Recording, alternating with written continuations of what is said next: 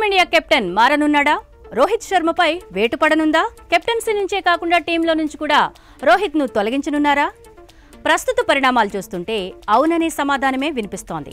Sydney cricket గ్రౌండ్లో ఆస్ట్రేలియాతో జరిగే చివరి టెస్టులో కెప్టెన్ రోహిత్ శర్మ ఆడతాడా లేదా అనే దానిపై team India head coach Gautam Gambhir స్పష్టత ఇవ్వలేదు.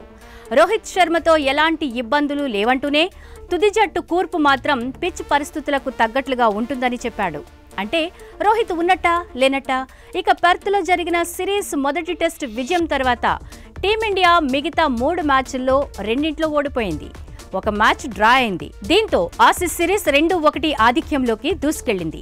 ఇండియా గెలిచిన ఆ ఒక్క మ్యాచ్లోనూ రోహిత్ శర్మ లేడు. పెర్త్ టెస్టుకు కెప్టెన్గా బుమ్రా వ్యవహరించాడు. దీంతో బుమ్రాకే పగ్గాలు అప్పగించాలన్న డిమాండ్ అటు ఫ్యాన్స్ నుంచి ఎక్కువగా వినిపిస్తోంది. ఇక రోహిత్ శర్మ ఈ సిరీస్లో ఘోరంగా విఫలమయ్యాడు. కేవలం సిరీస్ మాత్రమే కాదు, గత సీజన్లో ఘోరంగా ఆడాడు. రోహిత్ గత 15 ఇన్నింగ్స్లలో కేవలం 10.93 సగటుతో 164 పరుగులు మాత్రమే చేశాడు. ఇందులో ఒక హాఫ్ సెంచరీ ఉంది. ప్రస్తుతం ఆస్ట్రేలియాతో జరుగుతున్న సిరీస్లో కేవలం 31 పరుగులే చేశాడు.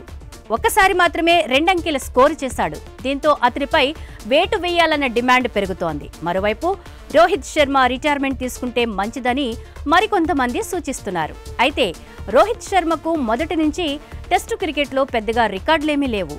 అతను వన్డే, టీ20 బాగా ఆడతాడు. రోహిత్ ఇప్పటివరకు కేవలం 67 టెస్టులు మాత్రమే ఆడాడు. ఇందులో 12 సెంచరీలున్నాయి. ఒకసారి డబుల్ సెంచరీ కూడా చేశాడు. వన్డేల్లో మాత్రం రోహిత్కు ఘనమైన రికార్డుంది. వన్డేల్లో 3 సార్లు డబుల్ సెంచరీ చేసిన ఏకైక ఆటగాడిగా ఉన్నాడు. ఇక ఇప్పటికే టీ20లకు రోహిత్ రిటైర్మెంట్ ప్రకటించాడు. ఇక టెస్ట్ల నుంచి తప్పుకుని కేవలం వన్డే ఫార్మెట్ పైనే ఫోకస్ చేస్తే మంచిదనే అభిప్రాయాలు కూడా వినిపిస్తున్నాయి.